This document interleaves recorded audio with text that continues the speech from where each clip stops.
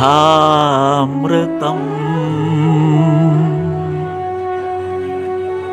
തപ്തജീവനം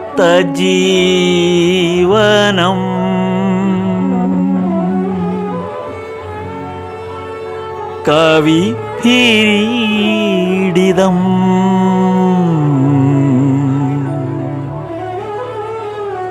കൽമഷാപഹം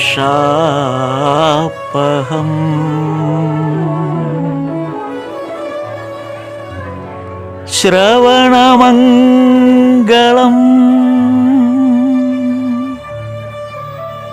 ശ്രീമദാത്തദം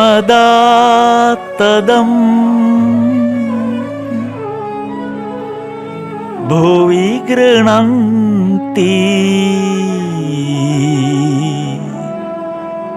തേ ഭുരിത ജനാഃ ഭുവി ഗൃണന്തി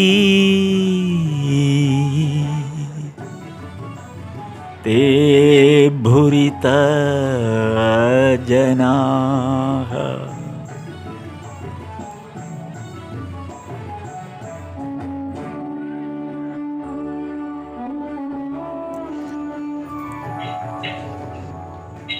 തപകായ ച ധർമ്മസ്യ സർവധർമ്മസ്വരൂപിണേ അവതാരവരിഷ്ഠായ രാമകൃഷ്ണായ തേ നമഃ. ലജ്ജാപടാവൃതേ നിത്യം ശാരദേ ജ്ഞാനദായികേ പാപേഭ്യോ ന സദാ രക്ഷ കൃപാമയി നമോസ്തുതേ. നമഃ ശ്രീയതിരാജായ വിവേകാനന്ദസൂരയേ സച്ചിത് സുഖസ്വരൂപായ സ്വാമിനേ താപഹാരിണേ. കഴിഞ്ഞ തവണ നമ്മൾ പറഞ്ഞു വന്നത് പ്രാണകൃഷ്ണൻ്റെ ഒരു ഗൃഹസ്ഥൻ എന്നുള്ള നിലയിൽ വേദാന്ത ചിന്തകൾ ചെയ്യാൻ താല്പര്യപ്പെടുകയും അത് ഭഗവാനുമായിട്ട് ആ വേദാന്ത ചിന്തകൾ പങ്കുവെക്കാൻ ശ്രമിക്കുകയൊക്കെ ചെയ്യുന്നതാണ്. അതായത് ഗൃഹസ്ഥാശ്രമികളുടെ ഭക്തിമാർഗത്തെക്കുറിച്ച്, അതായിരുന്നു പ്രാണകൃഷ്ണനുമായിട്ടുണ്ടായ ഭഗവാന്റെ ആ സംഭാഷണത്തിൻ്റെ രത്നച്ചുരുക്കം. അതിൻ്റെ ഒരു തുടർച്ച എന്നുള്ള നിലയിലാണ് ആ 7ാം ഭാഗം, 1ാം വചനാമൃതം 1ാം വോള്യം 7ാം ഭാഗത്തിൻ്റെ ആ അവസാന ഭാഗമാണിത്. ഇതോടുകൂടി 7ാം ഭാഗം അവസാനിക്കുകയാണ്, അടുത്ത 8 ആരംഭിക്കുന്നു. അപ്പോൾ 7ാം ഭാഗത്തിൻ്റെ ഒരു അവസാന ഭാഗത്ത് ഒരു കൺക്ലൂഷൻ എന്നുള്ള നിലയിൽ നമ്മൾ ആ ഭാഗം വായിക്കുമ്പോൾ വരുന്ന ചില കാര്യങ്ങൾ കൂടെ നമുക്കിത്തവണ ഒന്ന് സൂചിപ്പിക്കാം. അതായത് ഭഗവാൻ പറയുന്ന ഒരു കാര്യം, ഇതിൽ പ്രാണകൃഷ്ണനുമായിട്ടാണ് ഈ ഭഗവാന്റെ ഈ സംഭാഷണം നടക്കുന്നത്. അപ്പോൾ എന്തു പറഞ്ഞാലും ചിലരുണ്ട് ഉടൻ വലിയ പ്രമാണ ഗ്രന്ഥങ്ങളിൽ നിന്ന് എന്തെങ്കിലും എടുത്തങ്ങ് ഉദ്ധരിക്കും. അത് ചിലരുടെ ഒരു രീതിയാണ്. ഏത് കാര്യങ്ങൾ പറയുമ്പോഴും ഒരു പ്രമാണ ഗ്രന്ഥം എടുത്ത് അതിലുള്ള ചില ഭാഗങ്ങൾ ഉദ്ധരിക്കും. എന്നിട്ടായിരിക്കും അതിനെ, ആ പറയുന്ന കാര്യത്തെ എത്രമാത്രം സ്ഥാപിച്ചെടുക്കുക എന്നുള്ള ഒരു വ്യഗ്രതയിൽ നിന്നാണ് ഈ പ്രമാണ ഗ്രന്ഥങ്ങളെ ആശ്രയിക്കുന്നതിന് പിന്നിലുള്ള ഒരു സാങ്കത്യം. പ്രാണകൃഷ്ണനും അത്തരത്തിലൊരാളാണ്. കാര്യം ഭക്തിയെക്കുറിച്ച് ഭഗവാനുമായിട്ട് സംവദിക്കുമ്പോഴെല്ലാം ഇത്തരം ആധ്യാത്മിക വിഷയങ്ങളെ പ്രാമാണിക ഗ്രന്ഥങ്ങളുമായി ഒരു തുലനം ചെയ്തുകൊണ്ട് അതിൽ നിന്നൊക്കെ കോട്ട് ചെയ്തുകൊണ്ട് സംസാരിക്കുന്നൊരു സ്വഭാവക്കാരനാണ് ഭഗവാൻ. ഒരിക്കലും പ്രാമാണിക ഗ്രന്ഥങ്ങളെയൊന്നും ആശ്രയിച്ചിട്ടല്ല പറയുന്നത്. ഭഗവാന്റെ വചനങ്ങൾ അത് ആ തിരുമൊഴിയായിട്ടങ്ങ് പ്രവഹിക്കുകയാണ്. അത് ഈശ്വരനോടുള്ള പ്രേമം മാത്രമാണ് അതിനടിസ്ഥാനം. ഭഗവാൻ പറയുന്നത് ഈശ്വര പ്രേമത്തോടുകൂടി നമ്മൾ എന്ത് സംസാരിക്കുന്നുവോ എന്ത് പ്രവർത്തിക്കുന്നുവോ അതെല്ലാം ഭഗവാന് സ്വീകാര്യമാണ്. അല്ലാതെ പ്രമാണ ഗ്രന്ഥങ്ങൾ വച്ചിട്ടുള്ള ആ വ്യാഖ്യാനങ്ങളല്ല ഭഗവാന് താല്പര്യം. ഭഗവാനെ സംബന്ധിച്ചിടത്തോളം ഈശ്വര പ്രേമത്തോടുകൂടി, അതാണ് ഗുരുവായൂരപ്പൻ മേൽപ്പത്തൂരിനോട് പറഞ്ഞതായിട്ടുള്ള നമുക്കറിയാവുന്ന ആ കാര്യം. മേൽപ്പത്തൂരിൻ്റെ വിഭക്തിയേക്കാൾ എനിക്കിഷ്ടം പൂന്താനത്തിൻ്റെ ഭക്തിയാണ് എന്ന് ഭഗവാൻ പറഞ്ഞ ആ ഒരു ഗുരുവായൂരപ്പൻ്റെ കഥകളിൽ നമ്മൾ വായിച്ചിട്ടുള്ളതാണ് ആ ഒരു ഭാഗം. അപ്പോൾ അതിൽ നിന്ന് തന്നെ വ്യക്തമാണ് ഒരു സാധാരണ ഭക്തൻ്റെ ഭക്തിക്കാണ് പ്രധാനം. അപ്പോൾ ഇതാണ് ഇവിടെയും ചർച്ച ചെയ്യുന്നത്. അപ്പം അതായത് പിന്നെ പ്രാണകൃഷ്ണൻ ഈ പ്രാമാണിക ഗ്രന്ഥങ്ങളിൽ നിന്ന് ഉദ്ധരിച്ചുകൊണ്ട് ഭഗവാനോട് ചോദിക്കുകയാണ്. മഹാനിർവാണ തന്ത്രത്തിൽ നിന്ന് ഉദ്ധരിച്ചുകൊണ്ട് ആണ്, മഹാനിർവാണ തന്ത്രത്തിൽ നിന്നാണ് പ്രാണകൃഷ്ണൻ തൻ്റെ വാദഗതികൾ ഉദ്ധരിക്കുന്നത്. അപ്പോൾ അതിന് ശ്രീരാമകൃഷ്ണദേവൻ പറഞ്ഞ വളരെ ഒറ്റ വാക്കിൽ പറഞ്ഞ ഒരു ഉത്തരം, ഈ വക കാര്യങ്ങൾ നിങ്ങളീ പറയുന്ന പ്രാമാണിക ഗ്രന്ഥങ്ങളിൽ പറഞ്ഞിട്ടിരിക്കുന്ന കാര്യങ്ങളൊക്കെ വളരെ ശരി, അതിനൊന്നും തർക്കമില്ല. പക്ഷെ അത് ഉൾക്കൊള്ളണം. നിങ്ങൾ എങ്ങനെയാണ് അത് ഉൾക്കൊള്ളുന്നു എന്നുള്ളതാണ് പ്രധാനം. അല്ല ഗ്രന്ഥത്തിൽ പറയുന്ന കാര്യം ഗ്രന്ഥത്തിൽ വായിച്ച് വിശദീകരിച്ച് അതിൽ പാണ്ഡിത്യം പ്രകടിപ്പിച്ചതുകൊണ്ട് ഒരു കാര്യം, ജീവിതത്തിൽ നിങ്ങളതെങ്ങനെയാണ് ഉൾക്കൊള്ളിച്ചുകൊണ്ട് ജീവിതത്തിൽ എങ്ങനെ പെരുമാറുന്നു എന്നുള്ളതിനാണ് പ്രധാനം. അല്ലാതെ ഒരു പ്രാമാണിക ഗ്രന്ഥത്തിൻ്റെ അർത്ഥങ്ങൾ പഠിച്ചിട്ട് ഒരു കാര്യവുമില്ല. ഇപ്പോൾ പ്രാണകൃഷ്ണനോടാണ് ശ്രീരാമകൃഷ്ണദേവൻ ഈ സന്ദർഭത്തിൽ പ്രാണകൃഷ്ണനോട് പറയുന്ന ഒരു ഭാഗവും കൂടെ നമ്മുടെ വചനാമൃതത്തിൽ കാണാം. അത് ഹസ്രയെക്കുറിച്ച് പറഞ്ഞതാണ്. ഇപ്പോൾ ഹസ്രയെക്കുറിച്ച് ഭഗവാൻ പറഞ്ഞത്, ഹസ്ര എപ്പോഴും പുറമേ മുറിയുടെ പുറമേയുള്ള വരാന്തയുടെ അറ്റത്താണല്ലോ ഇരിക്കുന്നത്. അപ്പോൾ ഹസ്രയെക്കുറിച്ചുള്ള ഏറ്റവും നല്ലൊരു കമൻറ്റ് ശ്രീരാമകൃഷ്ണദേവൻ പറയുന്നത് ഈ പ്രാണകൃഷ്ണനോടാണ്. ഇതാണ് സ്വയം തന്നെ ഇങ്ങനെ കാണിച്ചുകൊണ്ട് ഭഗവാൻ പറഞ്ഞത്, ഇവിടെ ഒരു പെരിയ പള്ളിയാണെങ്കിൽ, ഭഗവാൻ സ്വയം പറഞ്ഞതാണ്, അത് താനൊരു പെരിയ പള്ളി ആണെങ്കിൽ ഹസ്ര ഒരു ചെറിയ പള്ളി. അതാണ് ആ ഹസ്രയ്ക്ക് ഭഗവാനോടുള്ള താതാത്മ്യത്തെ അല്ലെങ്കിൽ ആ ഒരു സാമ്യത്തെ ഭഗവാൻ ഉദ്ധരിച്ചതാണ്. അത് ഈ പ്രാണകൃഷ്ണനോടാണ് ആ തമാശ പറയുന്നത് ഹസ്രയെക്കുറിച്ച്. അത് ഞാൻ ഈ കൂട്ടത്തിൽ അത് പറഞ്ഞതേ ഉള്ളൂ. ആ പ്രാണകൃഷ്ണൻ്റെ ഭഗവാനുമായിട്ടുള്ള കോൺവെർസേഷൻസിൻ്റെ ഒരു ഘടനയെക്കുറിച്ച് പറഞ്ഞപ്പോൾ ഞാനത് സൂചിപ്പിച്ചെന്നേ ഉള്ളൂ. ഇനി ഭക്തി വിചാരത്തെക്കുറിച്ചുള്ള നിരവധി പരാമർശങ്ങൾ ഈ ഭാഗത്ത് നമുക്ക് വായിക്കാൻ പറ്റും. ഈ 7-ാം ഭാഗം അവസാനിക്കുന്ന സന്ദർഭത്തിൽ ഈ പ്രാണകൃഷ്ണനുമായിട്ടുള്ള സംവാദത്തിനിടയിൽ നമുക്ക് ഏറ്റവും കൂടുതൽ മനസ്സിലാക്കാൻ കഴിയുന്ന കുറേ കാര്യങ്ങൾ, ഭക്തിയെക്കുറിച്ചുള്ള കുറേ കാര്യങ്ങൾ ഭഗവാൻ ഇവിടെ വിശദീകരിക്കുന്നുണ്ട്. അതുകൊണ്ടാണ് നമ്മളത് ഈ ഒരു പോർഷനെ സംബന്ധിച്ച് ഈ ഒരു ഭാഗം ലാട്ടു മഹാരാജ് പിന്നീട് തൻ്റെ ഭക്തന്മാരുമായിട്ട് പറയുമ്പോൾ ഈ ഒരു ഭാഗമാണ് എടുത്തു പറയുന്നത്. അതാണ് നമ്മൾ കഴിഞ്ഞ തവണ ലാട്ടു മഹാരാജിൻ്റെ ആ ജീവചരിത്രത്തിൽ നിന്നുള്ള ഭാഗം വായിച്ചത്. ഇതേ സന്ദർഭം ഈ പ്രാണകൃഷ്ണനുമായിട്ടുള്ള ഈ കോൺവെർസേഷനാണ് ലാട്ടു മഹാരാജ് പിന്നീട് തൻ്റെ ഭക്തന്മാരുമായിട്ട് പിന്നീട് സംസാരിക്കുന്നത്. അതായത് ഭഗവാന്റെയൊക്കെ ദേഹത്യാഗത്തിന് ശേഷമുണ്ടാകുന്ന ഒരു കാലഘട്ടത്തിൽ ലാട്ടു മഹാരാജ് സംസാരിക്കുന്നത്. അപ്പോൾ ഇവിടെയും ഈ ഭക്തി വിചാരത്തെക്കുറിച്ചുള്ള ഈ 7-ാം ഭാഗം അവസാനിക്കുമ്പോൾ ഭക്തി വിചാരത്തെക്കുറിച്ചിട്ടുള്ള ഒരുപാട് സന്ദർഭങ്ങൾ ഇതിൽ നമുക്ക് വായിക്കാൻ പറ്റും. അതിലൊരു പ്രധാന കാര്യം ഇവിടെ നമുക്ക് മനസ്സിലാക്കുന്നത്, അതിൽ നിന്ന് നമുക്കൊരു പ്രധാന കാര്യം മനസ്സിലാക്കാൻ പറ്റുന്നത്, സ്വാമിജി ഇവിടുത്തെ ഭഗവാൻ ശ്രീരാമകൃഷ്ണദേവൻ പറഞ്ഞ ഒരു കാര്യത്തെയാണ് ഈ ഒരു ഭാഗത്ത് ഭഗവാൻ പ്രാണകൃഷ്ണനോടും, ഇത് പ്രാണകൃഷ്ണനോടല്ല പറഞ്ഞത്, ഇതെനിക്ക് തോന്നുന്നു അതിനുശേഷം വന്ന ചിലരോടാണ് പറഞ്ഞതെന്ന് തോന്നുന്നു. ഏതായാലും ഈ പ്രാണകൃഷ്ണൻ്റെ സാമീപ്യം അപ്പോഴുണ്ട്. അപ്പം അത് ഈ ഒരു ഭാഗം ഭഗവാൻ പറയാൻ പോകുന്നൊരു ഭാഗത്തിന് മുമ്പ് നമുക്ക് ഇതിനോട് ബന്ധപ്പെട്ട് സ്വാമിജിയുടെ ജീവിതത്തിലുണ്ടായിരുന്നൊരു ഭാഗം കൂടെ പറഞ്ഞിട്ട് ഇതിലേക്ക് വരുന്നത് കുറച്ചുകൂടെ നമുക്കത് ഉൾക്കൊള്ളാൻ എളുപ്പമായിരിക്കും. അപ്പോൾ സ്വാമിജി പരിവ്രാജകനായിട്ട്, വിവേകാനന്ദ സ്വാമി പരിവ്രാജകനായിട്ട് ഇന്ത്യയിലുടനീളം സഞ്ചരിക്കുന്ന ഒരു സമയം, അങ്ങനെ സഞ്ചരിക്കുമ്പോൾ ശ്രീരാമകൃഷ്ണദേവൻ പറയാറുണ്ട്, ഈ രാഖാൽ നരേന്ദ്രൻ, ശ്രീരാമകൃഷ്ണദേവൻ ഈ സ്വാമിജി സഞ്ചരിക്കുന്നത് ഭഗവാന്റെ മഹാസമാധിക്ക് ശേഷമാണ്. പക്ഷേ ഈ എല്ലാവരും ഈ പരിവ്രാജക ജീവിതം സ്വീകരിച്ചുകൊണ്ട് ഇന്ത്യയിലുടനീളം തീർത്ഥാടനങ്ങൾ തോറും പല സ്ഥലങ്ങളിലേക്ക് സഞ്ചരിക്കുന്ന ഒരു സന്ദർഭം ഉണ്ടായിട്ടുണ്ട്. കാരണം ഇവരെല്ലാവരും കൂടെ ഒരു സന്യാസ സമൂഹമായി ഒത്തുകൂടുന്നതിന് മുൻപ് ഇവർ പല ഭാഗങ്ങളിലേക്ക് സഞ്ചരിച്ചു പോയി. അങ്ങനെയാണ് സംഭവിച്ചത്. എന്നിട്ട് പലയിടത്തും വെച്ച് പലരും തമ്മിൽ പരസ്പരം കൂട്ടിമുട്ടുന്നതൊക്കെയുണ്ട്. അപ്പോൾ അതിന് ശേഷമാണ് അങ്ങനെ അലഞ്ഞു പോയി വേർപെട്ട് പോകരുത് എന്ന് സ്വാമിജിക്ക് വളരെ ഇതുണ്ടായത് കൊണ്ടാണ് പിന്നീട് ഒരു സന്യാസ സമൂഹമായിട്ട് ഒന്നിച്ചു നിൽക്കാനുള്ളൊരു ഭാഗത്തേക്കൊക്കെ പിന്നീട് വരുന്നത്. അപ്പോൾ ഇവരെക്കുറിച്ച് ശ്രീരാമകൃഷ്ണദേവൻ തന്നെ പറഞ്ഞിട്ടുണ്ട്. ഈ രാഖാൽ നരേന്ദ്രൻ ഭവനാഥൻ, ഇതിൽ ഭവനാഥൻ മാത്രമാണ് പിന്നീട് മാറിപ്പോയത്.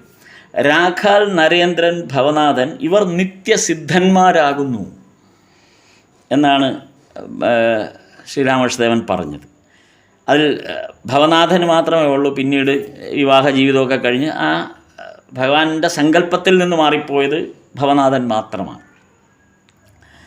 അപ്പോൾ ജന്മതാ തന്നെ ആധ്യാത്മിക ബോധം ഉണർന്നിട്ടുള്ളവരാണിവർ.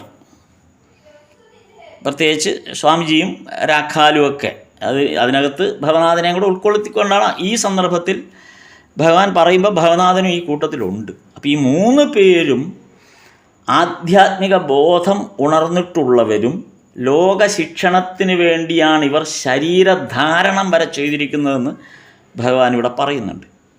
അപ്പോൾ നമ്മൾ പറഞ്ഞു വന്നത് സ്വാമിജി പരിവ്രാജകനായി ഭാരതത്തിലുടനീളം സഞ്ചരിച്ച അവസരം. അത് ഈ രാഖാൽ ഉൾപ്പെടെയുള്ളവർ ഈ ഭൂമിയിൽ ശരീരം സ്വീകരിച്ച് വന്നിരിക്കുന്നത് തന്നെ ആധ്യാത്മിക ബോധം ഈ ലോകത്ത് മുഴുവൻ ഉണർത്താൻ വേണ്ടിയിട്ടാണ്.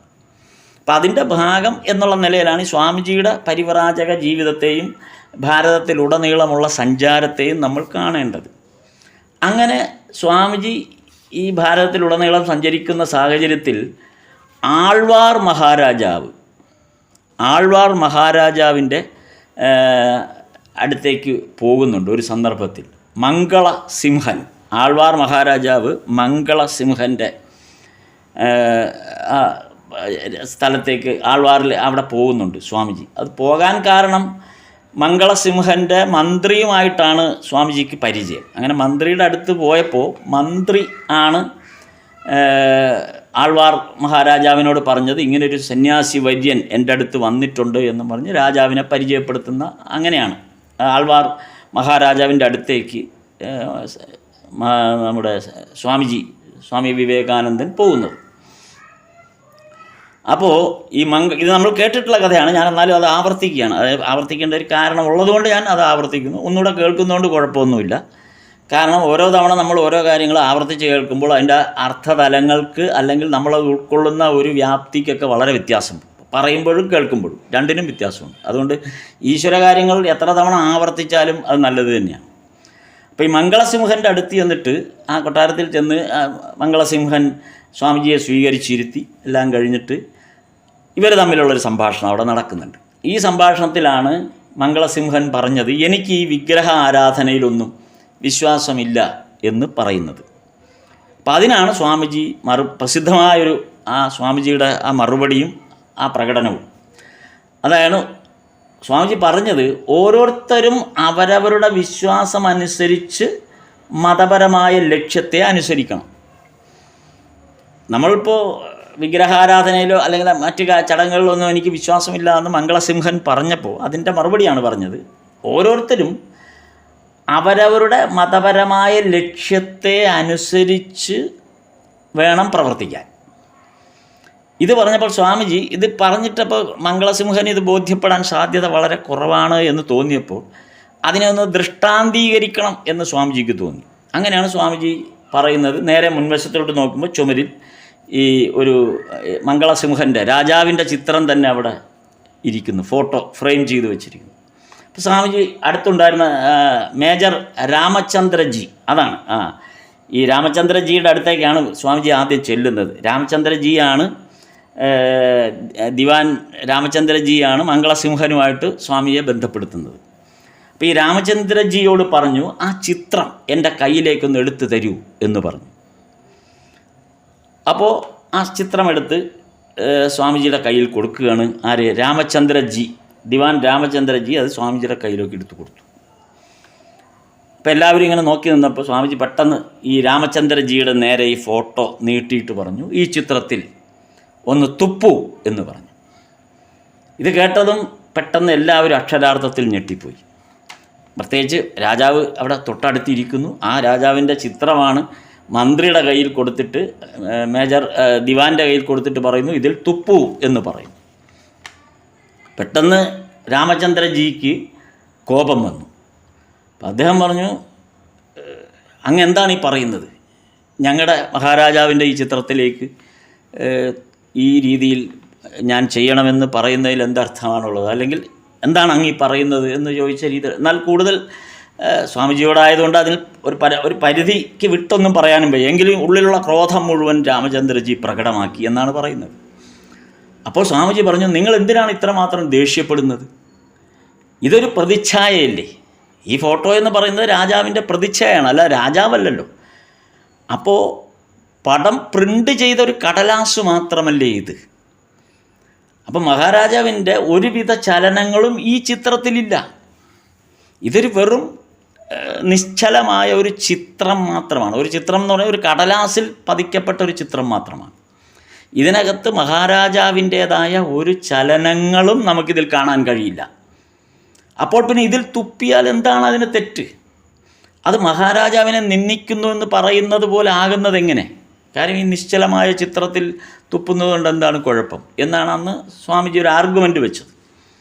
എന്നിട്ട് മഹാരാജാവിനോടായിട്ട് സ്വാമിജി തിരിച്ചു പറഞ്ഞു, അങ്ങ് ക്ഷമിക്കണം ഞാൻ അങ്ങനെ പറഞ്ഞതിന് എന്ന് പറഞ്ഞിട്ടാണ് സ്വാമിജി മഹാരാജാവിനോട് പറയുന്നത്, അങ്ങയുടെ ഈ ചിത്രത്തിൽ ഞാൻ തുപ്പാൻ പറഞ്ഞപ്പോൾ അങ്ങയുടെ മന്ത്രിക്ക് സംഭ്രാന്തി ഉണ്ടായി. കാരണം ഈ ചിത്രം കാണുമ്പോൾ അവർ അങ്ങയെയാണ് കാണുന്നത്. അതാണ് പറഞ്ഞത്. ഈ ചിത്രം കാണുമ്പോൾ അവർ അങ്ങയെയാണ് കാണുന്നത്. അതുപോലെയാണ് ഇഷ്ടദേവതാ സ്വരൂപവും. അത് ചിത്രമായാലും വിഗ്രഹമായാലും ഭക്തൻ കാണുന്നത് ഈശ്വരനെ തന്നെയാണ്. അതാണ് അതിൻ്റെ അകത്തെ വ്യത്യാസം. ഈശ്വരനെ തന്നെയാണ്.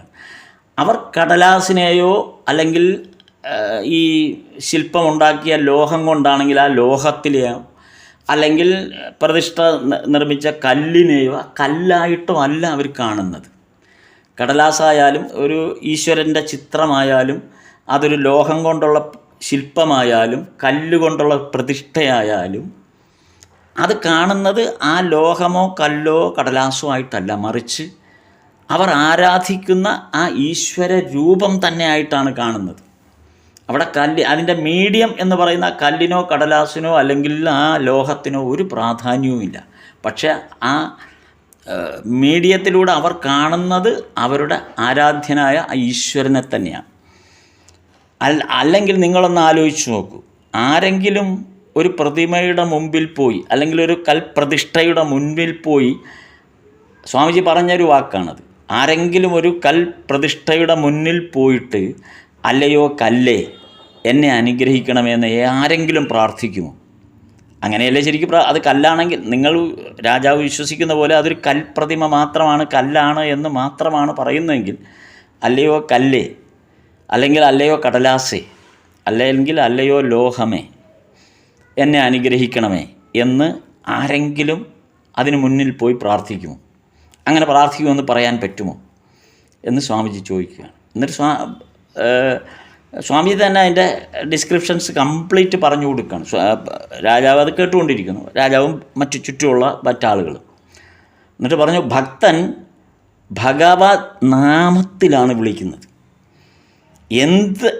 മുന്നിലിരിക്കുന്ന രൂപഘടനയല്ല അവിടെ പ്രധാനം, ഭഗവത് നാമത്തിനാണ് പ്രധാനം. ആ ഭഗവത് നാമത്തിൽ ഭക്തൻ എന്തിനെ വിളിച്ചാലും ആ വിളി ചെല്ലുന്നത് ഭഗവാനിലാണ്. അപ്പോൾ ഇത്രയും പറഞ്ഞപ്പോഴാണ് മംഗളസിംഹൻ സ്വാമിജിയോട് പറഞ്ഞത്, രാജാവ് സ്വാമിജിയോട് പറഞ്ഞത്, അങ്ങ് യഥാർത്ഥത്തിൽ എൻ്റെ കണ്ണ് തുറപ്പിക്കുകയാണ് ഉണ്ടായത്. കാരണം ഞാൻ ഇത്രയും നാൾ ഈ വിഗ്രഹാരാധനയും മറ്റും എതിർത്ത് അല്ലെങ്കിൽ അതിന് നിഷ്ഫലമായ ഒരു പ്രവൃത്തിയാണെന്ന് ആക്ഷേപിച്ചിരുന്ന എൻ്റെ കണ്ണ് തുറപ്പിച്ചത് അങ്ങ് ഇപ്പോൾ എന്നോട് പറഞ്ഞ ഈ കാര്യങ്ങളാണ് എന്ന് പറയുകയും പിന്നീട് മംഗളസിംഹൻ സ്വാമിജിയുടെ വലിയ ഭക്തനായി മാറുകയും ചെയ്തു എന്നുള്ളതാണ് ആ കഥ അവസാനിക്കുന്നത്. ഏതായാലും ഞാനിതിവിടെ ആവർത്തിച്ച് പറയാൻ കാരണം, ഈ ഒരു ഭാഗം നമ്മൾ ഈ വചനാമൃതത്തിലെ 7-ാം ഭാഗത്തിൽ വായിക്കുന്ന ഒരു ഭാഗത്ത് അവിടെ ഈ കഥയില്ല, പക്ഷെ അവിടെ ശ്രീരാമകൃഷ്ണദേവൻ ഒരു പരാമർശം നടത്തുന്നതിനെക്കുറിച്ചാണ്. അപ്പോൾ നമ്മൾ സ്വാമിജിക്ക് വിഗ്രഹാരാധനയെക്കുറിച്ചുള്ള ഒരു പരാമർശം എവിടുന്നാണ് കിട്ടിയത്? ഇത്രയും കൃത്യമായി മംഗളസിംഹന് വിഗ്രഹാരാധനയെക്കുറിച്ച് അല്ലെങ്കിൽ ആ വിഗ്രഹാരാധനയുടെ ഈശ്വരീയമായ ആ ഭാവത്തെക്കുറിച്ച് മംഗളസിംഹന് പറഞ്ഞു കൊടുക്കാൻ സ്വാമിജിക്ക് ഇത്രയും കൃത്യമായി ഇതെങ്ങനെ കഴിഞ്ഞു എന്നുള്ളതിൻ്റെ ഉത്തരമാണ് ഈ വചനാമൃതത്തിൽ 7-ാം ഭാഗത്തിൻ്റെ അവസാന ഭാഗത്ത് നമ്മൾ വായിക്കുന്നത്. അപ്പോൾ അതായത് ഈ വരുന്ന ഭാഗത്ത് നമുക്ക് അധ്യായം 12ആണിത്. 7-ാം ഭാഗത്ത് വോള്യം 1 7-ാം ഭാഗത്തിൽ അധ്യായം 12ലാണ് ഭഗവാൻ ഇത് ശ്രീരാമകൃഷ്ണദേവൻ പറയുന്ന ഒരു ഭാഗം നമുക്കൊന്ന് നോക്കാം. പ്രാണകൃഷ്ണൻ പോയതിന് ശേഷം, അത് ശരി. അപ്പോൾ ഇവിടെ പ്രാണകൃഷ്ണൻ പോയ ശേഷമാണ്. നേരത്തെ പ്രാണകൃഷ്ണനുമായിട്ടായിരുന്നു സംവാദം ഉണ്ടായിരുന്നത്. ഇപ്പോൾ പ്രാണകൃഷ്ണനോടല്ല ഈ സംവാദം, മറിച്ച് മാർവാറി ഭക്തന്മാരോടാണ്. ഈ പ്രാണകൃഷ്ണൻ പോയതിന് ശേഷം അവിടെ മാർവാറി ഭക്തന്മാർ വരുന്നുണ്ട്. ഈ മാർവാറി ഭക്തന്മാരോട് സംസാരിക്കുക, ഈ മാർവാറികൾ എന്ന് വെച്ചാൽ അവർ കച്ചവടക്കാരാണ്. അവർ പൂർണ്ണമായും ഈ ഏതെങ്കിലും തരത്തിലുള്ള കച്ചവട കാര്യങ്ങളുമായിട്ട് പണം കടം കൊടുക്കൽ, ഇതൊക്കെയാണ് അവരുടെ പ്രധാനമായ, അതായത് നമ്മൾ ഇന്ന് കാണുന്ന പോലത്തെ ചിട്ടി ഫണ്ട്, ഇത്തരം പ്രവർത്തനങ്ങളാണ് ഈ മാർവാടികൾ ചെയ്യുന്നത്. അപ്പോൾ ഈ മാർവാടി ഭക്തന്മാരോട് സംസാരിക്കവെയാണ് ഭഗവാൻ പറഞ്ഞത്, അവർ ഈ വിഗ്രഹാരാധനയെ സംബന്ധിച്ച് ഭഗവാനോട് ചോദിച്ച സംശയത്തിന് മറുപടിയായിട്ട് ഭഗവാൻ അപ്പോൾ പറഞ്ഞ വാക്ക്, അച്ഛൻ്റെ ഫോട്ടോ കണ്ടാൽ അച്ഛനെ ഓർമ്മ വരും. ഒരു പക്ഷേ സ്വാമിജി മംഗളസിംഹനോട് പറഞ്ഞതിനേക്കാളും ഗംഭീരമായിട്ടായിരുന്നു ഈ മാർവാടികളോട് ഭഗവാൻ പറഞ്ഞത്. അച്ഛൻ്റെ ഫോട്ടോ കണ്ടാൽ അച്ഛനെ ഓർമ്മ വരും. അതുപോലെ പ്രതിമ, നമ്മളൊരു പ്രതിമ കാണുകയാണെങ്കിൽ ആ പ്രതിമയുടെ അത് ഏത് ശില്പത്തിലോ അല്ലെങ്കിൽ ഏതെങ്കിലും തരത്തിലുള്ള ഒരു ലോഹം കൊണ്ടോ ഉണ്ടാക്കിയതെന്നല്ല, ആ പ്രതിമയിൽ പൂജ ചെയ്താൽ ഈശ്വരൻ്റെ യഥാർത്ഥ സ്വരൂപം നമ്മുടെ മനസ്സിൽ തെളിഞ്ഞു വരും. അതാണ് ഈ 2 സ്റ്റേറ്റ്മെൻറ്റാണ് ഭഗവാൻ മാർവാടി ഭക്തന്മാരോട് പറഞ്ഞത്. ഒന്ന്, അച്ഛൻ്റെ ചിത്രം കണ്ടാൽ അച്ഛൻ്റെ രൂപം മനസ്സിലേക്ക് വരും. അല്ല, അച്ഛനാണ് നമ്മുടെ മനസ്സിൽ വരുന്നത്, അല്ലാതെ ഒരു ചിത്രമായിട്ടല്ല. അതേപോലെ നമ്മളൊരു വിഗ്രഹത്തെ പൂജിക്കുമ്പോൾ ഈശ്വരൻ്റെ യഥാർത്ഥ സ്വരൂപത്തെയാണ് നമ്മളവിടെ കാണുന്നത്. അതാണ് നമ്മുടെ മനസ്സിൽ തെളിഞ്ഞു. ഈ സ്റ്റേറ്റ്മെൻറ്റ് ശ്രീരാമകൃഷ്ണദേവൻ പറഞ്ഞ ഈ സ്റ്റേറ്റ്മെൻറ്റ് ശ്രീരാമകൃഷ്ണദേവൻ പറയുമ്പോൾ നമുക്കറിയാം, നരേന്ദ്രൻ പൂർണ്ണമായും ബ്രഹ്മസമാജത്തിൻ്റെ ഭാഗത്തുനിന്ന് വന്നിട്ടേയില്ല.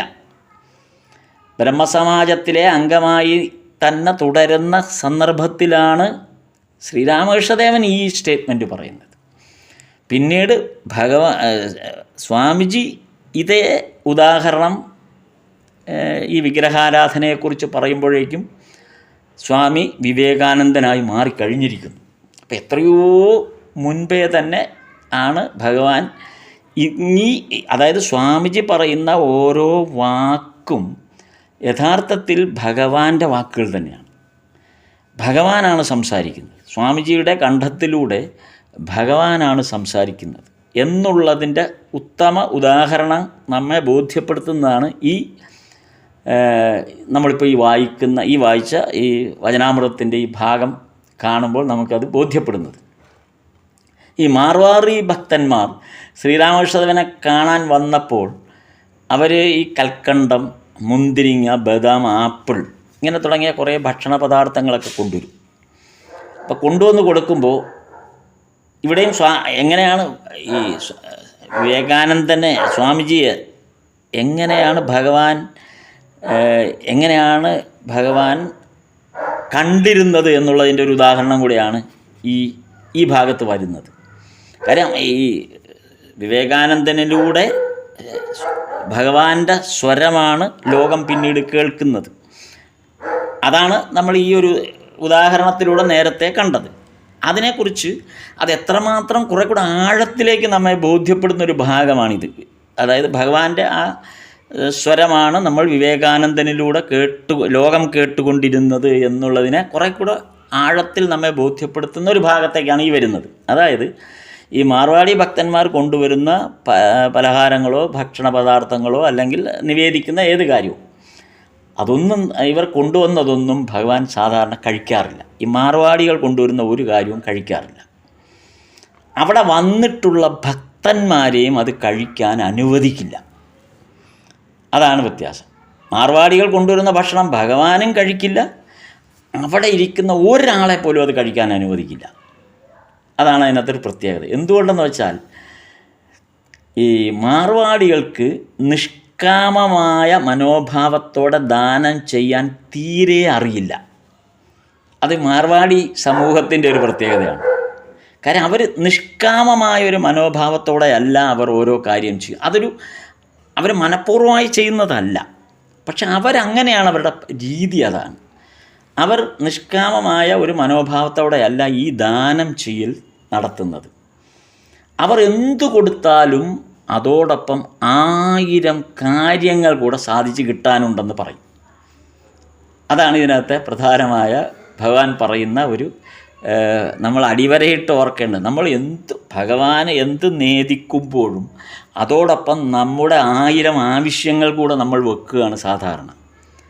ഒരു ലിസ്റ്റ് തന്നെ നമ്മൾ കൊടുത്തു കളയും. ഈ ലിസ്റ്റ് പ്രകാരമുള്ള എല്ലാ കാര്യങ്ങളും ദൈനംദിന ജീവിതത്തിൽ നമുക്ക് നേടിത്തരേണ്ട ചുമതല പിന്നെ ആർക്കാണ്? ഭഗവാനാണ്. കാരണം അതിനു വേണ്ടിയാണ് നമ്മൾ ഭഗവാന് കുറേ കാര്യങ്ങൾ കൊടുത്തിരിക്കുന്നത്, ഭഗവാന് ഇതായിട്ട് കൊടുക്കുന്നത്. അപ്പോൾ ഭഗവാനിലൊരു കാര്യം അർപ്പിക്കുമ്പോൾ അതിൻ്റെ കൂടെ ഒരു 1000 കാര്യങ്ങളൂടെ കണ്ടീഷൻ ബേസിലാണ് നമ്മളൊരു ഭഗവാനെ ആരാധിക്കുന്നതെങ്കിൽ, അല്ലെങ്കിൽ ഭഗവാന് മുമ്പിൽ നിവേദിക്കുന്നതെങ്കിൽ, അത് ഭഗവാൻ മാത്രമല്ല ഭക്തരാരും തന്നെ അത് ഉപയോഗിക്കരുത് എന്നുള്ളതാണ് ഭഗവാൻ നമ്മോട് ഈ ഒരു സന്ദർഭത്തിൽ പറയുന്ന ഒരു കാര്യം. പക്ഷേ ഇവിടെ ഉള്ള ഏറ്റവും രസകരമായ ഒരു കാര്യം, ഈ മാർവാടികൾ കൊണ്ടുവന്നത് എന്ത് ചെയ്യണമെന്നുള്ളൊരു പ്രശ്നം അപ്പം കൂടെ നിന്ന പലർക്കും അന്നുണ്ടായി. ഈ മാർവാടികൾ കൊണ്ടുവന്നിട്ടുള്ള ഈ ഭക്ഷണ പദാർത്ഥങ്ങൾ ധാരാളമാണ് അവർ കൊണ്ടുവന്നിരിക്കുന്നത്, ഒരുപാട് കൊണ്ടുവന്നിട്ടുണ്ട്. ഇത് അവിടെ ഇരിക്കുന്ന ഭക്തന്മാരും കഴിക്കാൻ പാടില്ല, ഭഗവാനും സ്വീകരിക്കില്ല. പിന്നെ ഇത് കളയേണ്ടി വരില്ലേ എന്നുള്ള മട്ടിലാണ്. ആരിത് ഭക്ഷിക്കുമെന്നുള്ളതാണ് പിന്നത്തെ പ്രശ്നം. അപ്പോൾ ഭഗവാൻ പറഞ്ഞ മറുപടി, ഇതെല്ലാം നരേന്ദ്രന് കൊടുത്തോളൂ. അതാണ്. അയാൾ ഇതൊക്കെ കഴിച്ചാലും ഒരു കുഴപ്പവും സംഭവിക്കില്ല. ഇതാണ് നരേന്ദ്രൻ എന്താണ് എന്ന് ബോധ്യപ്പെടുത്തുന്നതാണിത്. ഈ ഭക്ഷണകാര്യത്തിൽ ഭഗവാൻ പറയുന്ന ഭഗവാൻ ഈ ഭക്ഷണകാര്യത്തെക്കുറിച്ച് പിന്നീട് കുറേ കാര്യങ്ങൾ, അത് ശാരദാൻ സ്വാമികളാണ് ഇത്തരം കാര്യങ്ങളെല്ലാം ശാരദാൻ സ്വാമികളാണ് വിവരിച്ചിട്ടുള്ളത്. അപ്പം നരേന്ദ്രനെ സംബന്ധിച്ച് നരേന്ദ്രനെ ഇതൊന്നും ബാധിക്കുന്നില്ല. അതുകൊണ്ടാണ് നമ്മൾ നേരത്തെ പറഞ്ഞത്, ഈ ഭവനാഥൻ്റെയും അല്ലെങ്കിൽ രാഖാലിൻ്റെയും കാര്യങ്ങൾക്ക് പറഞ്ഞ സമയത്ത് ആ ഒരു സ്റ്റേറ്റ്മെൻറ്റ് ഭഗവാൻ പറഞ്ഞു, ഇവരെങ്ങനെയുള്ളവരാണ് എന്ന് പറഞ്ഞതിൻ്റെ ഒരു കാര്യമാണ്. അപ്പോൾ ഇവർക്ക് ഇതൊന്നും തൊട്ടാൽ അവരെ അത് ബാധിക്കില്ല. ഈ ഭക്ഷണം കൊണ്ട് അവർക്ക് യാതൊരു തരത്തിലുള്ള ദോഷവും ബാധിക്കില്ല എന്നാണ് ഭഗവാൻ പറഞ്ഞത്. അപ്പം നരേന്ദ്രന് ഇത് കൊടുത്തോളൂ, നരേന്ദ്രൻ ഇതെന്ത് വേണമെങ്കിലും കഴിച്ചാലും ഒരു കുഴപ്പവും പറ്റില്ല. അപ്പോൾ ഭഗവാൻ ഇവിടെ ഈ ഭക്ഷണകാര്യത്തിൽ ഭഗവാൻ പറയുന്നത്, നിങ്ങൾ മാംസം ഭക്ഷിച്ചോളൂ, ഭഗവാനിൽ മനസ്സ് വയ്ക്കാൻ കഴിയുന്നുവെങ്കിൽ അതുപോലും ഹവിസ്സിന് തുല്യമാണ്. നിങ്ങൾ മാംസമാണ് കഴിക്കുന്നത് എങ്കിൽ പോലും ഭഗവാനിൽ ഈ മാംസാഹാരം ഭക്ഷിക്കുന്നുവെങ്കിലും ഭഗവാനിൽ മനസ്സ് വയ്ക്കാൻ കഴിയുന്നുവെങ്കിൽ അതുപോലും ഹവിസ്സിന് തുല്യമാണ്. ആ മാംസാഹാരം ഹവിസ്സിന് തുല്യമാണ് എന്നാണ്. അതായത് നമ്മൾ ഹോമത്തിനുപയോഗിക്കുന്ന അർപ്പിക്കുന്ന വസ്തുവിന് തുല്യമാണ് എന്തും. അത് ഏത് നികൃഷ്ടമായ കാര്യമാണെങ്കിൽ പോലും, എന്ത് തരം ഭക്ഷണമാണെങ്കിൽ പോലും, ഇത് ഭഗവാനിൽ വിശ്വാസം അർപ്പിച്ചുകൊണ്ട് നമ്മളത് കഴിക്കുന്നുവെങ്കിൽ അത് ഈ ഹോമത്തിന് അർപ്പിക്കുന്ന വസ്തു പോലെ പരിശുദ്ധവും പ്രാധാന്യമുള്ളതാണ്. ഇതാണ് നരേന്ദ്രനെ പോലുള്ളവരുടെ മാനസിക നില. അവരെല്ലാം ഈശ്വരാർപ്പിതമായിട്ടാണ് ചെയ്യുന്നത്. അതുകൊണ്ടാണ് അവർ ഏത് തരത്തിലുള്ള പ്രവർത്തനങ്ങൾ ചെയ്താലും, അവരെന്ത് തരത്തിലുള്ള ഒരു രീതിയിൽ അവർ മുന്നോട്ട് പോയാലും അതൊന്നും ഒരു ദോഷമായി ഭവിക്കാത്തതിന് കാരണം എന്തും ഈശ്വരനിൽ അർപ്പിച്ചുകൊണ്ട് ചെയ്യുക എന്നുള്ളതാണ്. അതേസമയം വിഷയവാസനയിൽ കഴിഞ്ഞിട്ട് ഇതൊന്നുമില്ലാതെ ഈ മാംസാഹാരം കഴിക്കുന്നില്ല, അല്ലെങ്കിൽ മറ്റൊന്നും ഉപയോഗിക്കുന്നില്ല, പക്ഷേ വിഷയവാസനയിൽ മുഴുകിക്കഴിയുന്ന ഒരാൾ പച്ചക്കറിയും ഇലയും തിന്നാലും അത് മാംസത്തേക്കാൾ ദോഷകരമാണ്. അതാണ് ഭഗവാന്റെ സ്റ്റേറ്റ്മെൻറ്റ്. നമ്മൾ വിഷയവാസനയിൽ പെട്ടിരിക്കുന്ന ഒരു വ്യക്തിയാണെങ്കിൽ നമ്മൾ പച്ചക്കറി കഴിക്കുകയോ അല്ലെങ്കിൽ ഇലക്കറികൾ കഴിക്കുകയോ ശുദ്ധമായ സസ്യഭുക്കായിട്ട് നമ്മൾ സാധനാരൂപത്തിൽ മുന്നോട്ട് പോകുന്ന ഒരാളാണെന്ന് വിചാരിക്കുക. ഇപ്പോൾ സസ്യഭുക്കാണ്, പക്ഷേ ആ മാംസം കഴിക്കുന്നത് അവരെക്കാളും ദോഷകരമാണ് വിഷയവാസനയിൽ മനസ്സുറപ്പിച്ച ഒരാളുടെ സസ്യാഹാര ഭക്ഷണം. ഇതാണ് ഭക്ഷണത്തെ സംബന്ധിച്ച് ഭഗവാൻ പറയുന്ന ഇവിടെ ഒരു അടിസ്ഥാനപരമായ ഒരു കാര്യം. അപ്പോൾ ഭഗവാൻ ഇത് പറയാൻ കാരണം, ഒരിക്കൽ നരേന്ദ്രൻ പുറത്ത് ഹോട്ടലിൽ പോയിട്ട് ഭക്ഷണം കഴിച്ചു. ദക്ഷിണേശ്വരത്ത് വരുന്നതിന് മുൻപ് പുറത്ത് കൽക്കട്ടയിൽ വെച്ച് ഒരു ഹോട്ടലിൽ കയറി വിശന്നപ്പോൾ ഭക്ഷണം കഴിച്ചിട്ടാണ് ദക്ഷിണേശ്വരത്തേക്ക് വന്നത്. അങ്ങനെ ഹോട്ടലിൽ പോയി ഭക്ഷണം കഴിച്ച കാര്യം ഭഗവാനോട് നരേന്ദ്രൻ പറയുകയും ചെയ്തു. കാര്യം, ഞാൻ ഇന്ന് കഴിക്കാൻ പാടില്ലാത്ത ഒന്നാണ് കഴിച്ചത് എന്നാണ് സ്വാമിജി പറഞ്ഞത്, നരേന്ദ്രൻ പറഞ്ഞത്. അങ്ങനെ കഴിച്ചിട്ട് വന്നതുകൊണ്ട് ഭഗവാനെ തൊടുന്നതിലോ മുറിയിലുള്ള ഭഗവാൻ ഉപയോഗിക്കുന്ന കുടം, കപ്പ് തുടങ്ങിയ കാര്യങ്ങൾ എന്നിവ എടുക്കുന്നത് കൊണ്ടോ എന്തെങ്കിലും ദോഷമുണ്ടാകുമോ എന്ന് നരേന്ദ്രൻ പേടിച്ചുപോയി. അതുകൊണ്ടാണ് ഭഗവാനോട് ആദ്യമേ പറഞ്ഞത്, ഞാനിന്ന് ഹോട്ടലിൽ പോയി ഭക്ഷണം കഴിച്ചിട്ടാണ് വന്നത്. കാര്യം ഈ പറഞ്ഞ കാര്യങ്ങളിലൊന്നും ഭഗവാനെ പോലും തൊടാൻ അന്ന് പേടിയായിരുന്നു ആ ദിവസം. അപ്പോൾ അത് ഭഗവാനോട് നേരത്തെ അങ്ങ് പറയുകയായിരുന്നു, ഏതെങ്കിലും തരത്തിൽ ഭഗവാൻ വന്ന് നരേന്ദ്രനെ തൊടും എന്നുള്ളത് ഉറപ്പാണ്. അപ്പോൾ അതുകൊണ്ട് ആ ഭയം ഉള്ളിലുള്ളത് കൊണ്ട് നരേന്ദ്രൻ ഭഗവാനോടത് പറഞ്ഞു, ഇങ്ങനെയൊക്കെയാണെന്ന് പറഞ്ഞു. പക്ഷേ അപ്പോഴാണ് ഭഗവാൻ പറഞ്ഞത്, നീ എന്ത് കഴിച്ചാലും കുഴപ്പമില്ല, നിനക്കൊരു ദോഷവും വരില്ല. ഇതായിരുന്നു മാർവാടി ഭക്തന്മാർ കൊടുത്ത ഭക്ഷണം നരേന്ദ്രൻ കഴിച്ചോട്ടെ എന്ന് പറയാനുണ്ടായ ഒരു കാരണവും ഇതാണ്. അപ്പം നീ എന്ത് കഴിച്ചാലും നിനക്കൊരു കുഴപ്പവും സംഭവിക്കില്ല, ഒരു ദോഷവും അതുകൊണ്ട് സംഭവിക്കില്ല എന്ന് ഭഗവാൻ പറഞ്ഞു. അപ്പം നമ്മളിത് പറഞ്ഞു വന്നത് നരേന്ദ്രൻ ഭഗവാനോട് എങ്ങനെയാണ് ഭഗവാൻ നരേന്ദ്രനിൽ തൻ്റെ ആധ്യാത്മികമായ ആ ഔന്നത്യം ഏത് വിധത്തിലാണ് ആ ഭഗവത് കൃപയായിട്ട് നരേന്ദ്രനിൽ നിറഞ്ഞു നിൽക്കുന്നത് എന്ന് നമ്മളൊന്ന് വിശകലനം ചെയ്ത് പറഞ്ഞതാണ്.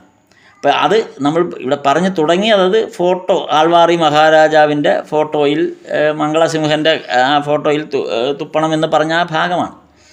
അപ്പോൾ ഇവിടെ നമ്മൾ മനസ്സിലാക്കേണ്ട ഒരു കാര്യം, പ്രത്യേകിച്ച് ഈ ഭാഗം മാർവാടി ഭക്തന്മാർ വന്നപ്പോഴുള്ള വചനാമൃതത്തിലെ ഭാഗം ഭഗവാൻ അവരോട് പറഞ്ഞ ഈശ്വരൻ്റെ ചിത്രവും പ്രതിമയും വിഗ്രഹവും ഈശ്വര സങ്കല്പം തന്നെയാണ് എന്നത്.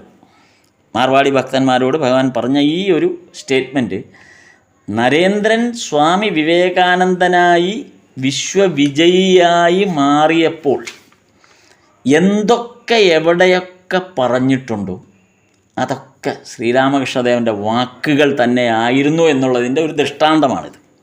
അതാണ് ഭഗവാൻ ഈ മാർവാടി ഭക്തന്മാരോട് പറഞ്ഞ ആ സ്റ്റേറ്റ്മെൻറ്റ്. നരേന്ദ്രൻ പിന്നീട് നരേന്ദ്രൻ പലയിടത്തും ചെന്നപ്പോൾ പറഞ്ഞിട്ടുള്ള കാര്യങ്ങളും തമ്മിൽ നമ്മൾ താരതമ്യം ചെയ്യുമ്പോൾ ഈ ഒരു സ്റ്റേറ്റ്മെൻറ്റ് മാർവാടി ഭക്തന്മാരോട് പറഞ്ഞ ആ സ്റ്റേറ്റ്മെൻറ്റ്, ഇതുപോലെ ഒട്ടനേകം കാര്യങ്ങൾ നമ്മൾ ഇനിയും വചനാമൃതത്തിൽ മുന്നോട്ട് പോകുമ്പോൾ കാണുന്നുണ്ട്. ഇതെല്ലാമാണ് തൻ്റെ വിശ്വവിജയായി മാറിയ നരേന്ദ്രൻ സ്വാമിജി പിന്നീട് ലോകത്തോട് സംസാരിച്ചത് ഭഗവാന്റെ വാക്കുകൾ തന്നെ ആയിരുന്നു എന്ന് അതേ രൂപത്തിൽ സ്വാമിജി പറഞ്ഞ വാക്കുകൾ ഭഗവാന്റെ വാക്കുകളിൽ നിന്ന് ഒന്നും എടുത്തു മാറ്റാനില്ല. അത് അതേ ഘടനയിൽ, അതേ വാക്കുകളിൽ, അതേ അർത്ഥത്തിൽ തന്നെയാണ് സ്വാമിജി അത് ഉപയോഗിച്ചിരുന്നത്. അതാണ് ഈ ഒരു ഭാഗം വായിക്കുമ്പോൾ നമുക്ക് പൂർണ്ണമായും ബോധ്യപ്പെടുന്നത്.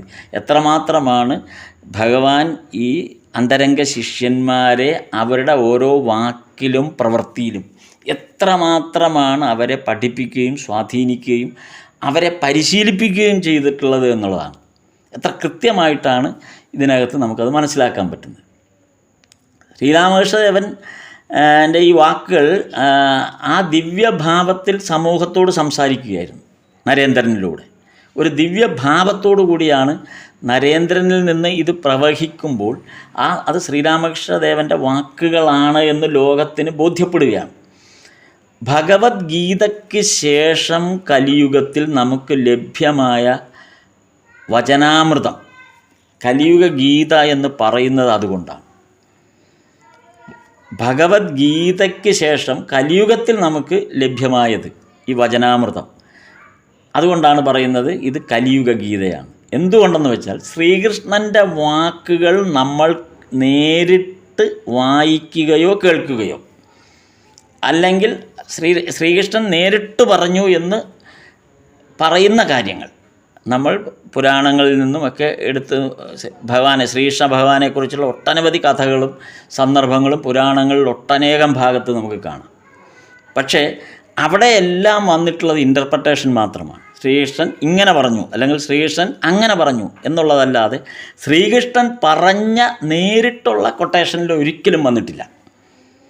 ശ്രീകൃഷ്ണൻ പറയുന്നു, ശ്രീകൃഷ്ണൻ എന്ന് പറഞ്ഞിട്ട് കൊട്ടേഷൻ ഇട്ട് ആ വാക്കുകൾ ഒരിക്കലും ഒരിടത്തും വന്നിട്ടില്ല. ആകെ ശ്രീകൃഷ്ണൻ നേരിട്ട് പറഞ്ഞു എന്ന് ശ്രീകൃഷ്ണൻ്റെ വാക്കായിട്ട് ഭഗവാനുവാച എന്ന് പറഞ്ഞ് വന്നിരിക്കുന്നത് മുഴുവനും ഗീതയിലൂടെ പറഞ്ഞത് മാത്രമാണ്. അതാണ് ഭഗവാന്റെ ഗീതയിലൂടെ ഭഗവാനുവാച എന്ന രീതിയിൽ ഗീതയിലൂടെ പറഞ്ഞു വന്നതെല്ലാം തന്നെ അത് ഭഗവാന്റെ വാക്കുകൾ തന്നെയാണ്, അതിന് സംശയമില്ല. അപ്പം അത് മാത്രമാണ് ഭഗവാനിൽ നേരിട്ട് വന്നത്. അതാണ് ഗീതയുടെ ദിവ്യത്വം എന്ന് പറയുന്നത്. മറ്റൊരു ഗ്രന്ഥത്തിലും നേരിട്ട് കൃഷ്ണൻ പറഞ്ഞ ഒരു വാക്കുകൾ പോലും നമുക്ക് കാണാൻ പറ്റില്ല. എന്നാൽ ഗീതയിൽ ഇത് നേരിട്ട് പറയുമ്പോൾ വ്യാസൻ പോലും സഞ്ജയൻ പറഞ്ഞത് കേട്ടിട്ടാണ് റെക്കോർഡ് ചെയ്യപ്പെട്ടത്. ഇതാകെ നേരിട്ട് കേട്ടത് പിന്നെ സഞ്ജയനാണ്. ഭഗവാൻ നേരിട്ട് പറഞ്ഞു എന്നുള്ളത് ആകെ കേട്ടിട്ടുള്ളത് സഞ്ജയനാണ്. അപ്പോൾ സഞ്ജയന് കൊടുത്തിട്ടുള്ള ആ ദിവ്യ ചക്ഷുഷ് അതിൻ്റെ ഭാഗമായിട്ടാണ് വ്യാസൻ ഇത് മനസ്സിലാക്കാൻ കഴിഞ്ഞത്. അപ്പോൾ വ്യാസൻ അങ്ങനെയാണ് ഇത് റെക്കോർഡ് ചെയ്യപ്പെട്ടത്. അതേപോലെയാണ് ശ്രീരാമകൃഷ്ണ വചനാമൃതം. അത് ഭഗവാന്റെ വായിൽ നിന്ന് വന്ന വാക്കുകളാണ്. വചനാമൃതത്തിൻ്റെ ഏറ്റവും വലിയ പ്രത്യേകത ഭഗവാൻ ശ്രീരാമകൃഷ്ണൻ എന്ന് പറഞ്ഞിട്ടാണ് ആ വാക്കുകളെല്ലാം വന്നിരിക്കുന്നത്. അതായത് ഭഗവാൻ പറഞ്ഞ വാക്കുകൾ അതുപോലെയാണ് വന്നിരിക്കുന്നത്. അത് വചനാമൃതം മാത്രമാണ് അങ്ങനെ ഒരു രചനയെ സാധ്യമാക്കിയിട്ടുള്ളത്. നേരിട്ട് ഭഗവാൻ പറയുന്നത് നേരിട്ട് കോട്ട് ചെയ്തിരിക്കുന്നത് വചനാമൃതം മാത്രമാണ്. അത് ഭഗവാന്റെ വാക്കാണ്. നമ്മൾ ശ്രീരാമകൃഷ്ണ വചനാമൃതം വായിക്കുമ്പോൾ അത് മാസ്റ്റർ മഹാശയൻ്റെ വാക്കുകളൊന്നുമല്ല അതിനകത്ത്. അത് ഭഗവാൻ നേരിട്ട് പറഞ്ഞ ഭഗവാന്റെ കണ്ഠത്തിൽ നിന്ന് വന്ന വാക്കുകൾ മാത്രമാണ്. അത് നമ്മൾ വീണ്ടും പുനർവായിക്കുകയാണ് ചെയ്യുന്നത്. ഭഗവാന്റെ കണ്ഠത്തിൽ നിന്ന് വന്ന ആ വാക്കുകളെയാണ് നമ്മൾ പുനർവായിക്കുന്നത്. ഗീത പുനർവായിക്കുമ്പോൾ ഉണ്ടാകുന്നത് അതുപോലെയാണ്. ഗീതാ ചാൻറ്റിങ്ങിൻ്റെ ഏറ്റവും വലിയ ഗുണം അത് തന്നെയാണ്. ഗീതാ ചാൻറ്റിങ്ങിന് നമ്മൾ അർത്ഥം അറിയണമെന്ന് ഒരു നിർബന്ധമില്ല എന്ന് പറയുന്നതിൻ്റെ അടിസ്ഥാനം അതാണ്. ഗീതയിലുള്ളതിൻ്റെ ഇൻ്റർപ്രട്ടേഷനോ അർത്ഥമൊക്കെ പിന്നീട് നമ്മൾ പുസ്തകങ്ങൾ ഇറങ്ങി വരുമ്പോൾ വായിക്കുന്നുണ്ട്. പക്ഷേ അതിൻ്റെ ആവശ്യമില്ല എന്ന് പറയുന്നത് ഗീത നമ്മൾ നേരിട്ട് ചൊല്ലിയാൽ മതി. ഗീത നേരിട്ട് അതിൻ്റെ അർത്ഥം അറിയണമെന്ന് ഒരു നിർബന്ധവുമില്ല. അർത്ഥം അറിയേണ്ട കാര്യവുമില്ല. ഗീത നേരിട്ട് ചൊല്ലാം നമുക്ക്. അതിൻ്റെ അർത്ഥം ഒന്നുപോലും അറിയേണ്ട ആവശ്യം. കാര്യം അത് ഭഗവാന്റെ കണ്ഠത്തിൽ നിന്ന് വന്ന വാക്കുകളാണ്. ഭഗവാൻ ശ്രീകൃഷ്ണൻ്റെ കണ്ഠത്തിൽ നിന്ന് വന്ന വാക്കുകൾ. ആ കണ്ഠത്തിലൂടെ നാവിലൂടെ പുറത്തേക്ക് വന്ന വാക്കുകളാണത്. ഡയറക്റ്റ് കോൺവെർസേഷനാണ്. ഇത് തന്നെയാണ് ശ്രീരാമകൃഷ്ണ വചനാമൃതത്തിൽ നമ്മൾ വായിക്കുന്നത്. ഭഗവാന്റെ നേരിട്ടുള്ള വാക്കുകളാണ്, ഭഗവാൻ ഉച്ചരിച്ച വാക്കുകളാണ്. അപ്പം അത് വായിക്കുമ്പോൾ യഥാർത്ഥത്തിൽ വചനാമൃതം വായിക്കുമ്പോൾ നമുക്ക് ലഭ്യമാകുന്നത് ആ ഒരു വലിയ അനുഭൂതിയാണ്. ഭഗവാൻ അതാണ് വചനാമൃതം ഏറ്റവും കൂടുതൽ നമ്മളെ ഭക്തന്മാരെ ഏറ്റവും കൂടുതൽ ആകർഷിക്കുന്നതിൻ്റെ കാരണം നമ്മളത് എത്ര തവണ വായിക്കുമ്പോഴും ഭഗവാന്റെ സ്വരമാണ് നമ്മുടെ ചെവിയിലും മനസ്സിലും ഇങ്ങനെ പ്രതിഫലിക്കുന്നത്. അപ്പോൾ വിവേകാനന്ദനെ അല്ലെങ്കിൽ നരേന്ദ്രനെ എങ്ങനെയാണ് ട്രെയിൻ ചെയ്തെടുത്തത്, ഏത് വിധത്തിലാണ് നരേന്ദ്രനെ ശ്രീരാമകൃഷ്ണദേവൻ ട്രെയിൻ ചെയ്തെടുത്തത് എന്നാണ് ഇതിൽ നിന്ന് നമുക്ക് മനസ്സിലാകുന്നത്. അതായത് ശ്രീരാമകൃഷ്ണൻ്റെ അടുത്ത് വരും മുമ്പ് നരേന്ദ്രൻ ഇങ്ങനെയൊന്നും ആയിരുന്നില്ല. കാര്യം വിഗ്രഹാരാധന വിശ്വസിക്കാത്ത ഒരു സമാജത്തിൻ്റെ ഭാഗമായി യുവത്വത്തിൽ അത്തരം കൺസെപ്റ്റോടുകൂടി വളർന്നു വന്ന ഒരു വലിയ സന്ദർഭത്തിലേക്ക് വന്ന ഒരു യുവാവായിരുന്നു. നമുക്കറിയാം വിവേകാനന്ദൻ്റെ നരേന്ദ്രൻ്റെ പൂർവ്വകാലം ഇതിനെപ്പറ്റി. അപ്പോൾ നരേന്ദ്രൻ ബ്രഹ്മസമാജത്തിൽ വരുമ്പോൾ ഈ നരേന്ദ്രൻ ശ്രീരാമകൃഷ്ണദേവൻ്റെ അടുത്ത് വരുന്നതിന് മുമ്പ് ബ്രഹ്മസമാജത്തിൽ പോയ സന്ദർഭത്തിൽ ഒരു കടലാസിൽ ഒപ്പിട്ട് കൊടുത്തിരുന്നു എന്ന് ശാരദാനന്ദ സ്വാമികൾ കുറിച്ചിട്ടുണ്ട്. ലീലാമൃതത്തിലാണ് അത് കുറിക്കപ്പെട്ടിട്ടുള്ളത്.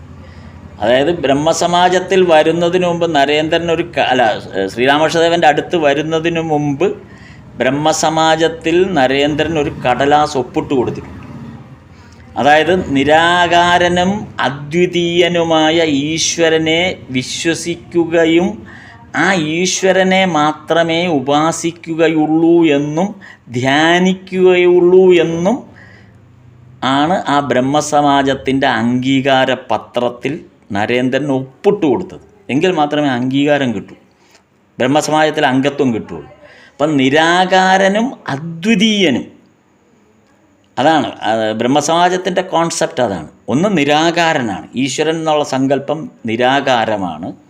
രണ്ടാമത്തത് അദ്വിതീയനാണ്. അങ്ങനെയുള്ള ഈശ്വരനെ വിശ്വസിക്കുകയും ധ്യാനിക്കുകയുമേ ചെയ്യുകയുള്ളൂ എന്ന് ഒരു ധാരണാപത്രത്തിൽ ഒപ്പിട്ട് കൊടുക്കണം ആദ്യം.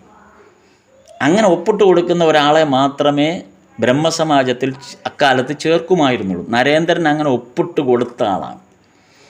ആ ആളാണ് ആൾവാർ മംഗളസിംഹൻ്റെ മുന്നിൽ നിന്ന് പിന്നീട് കാലങ്ങൾക്ക് ശേഷം പറയുന്നത്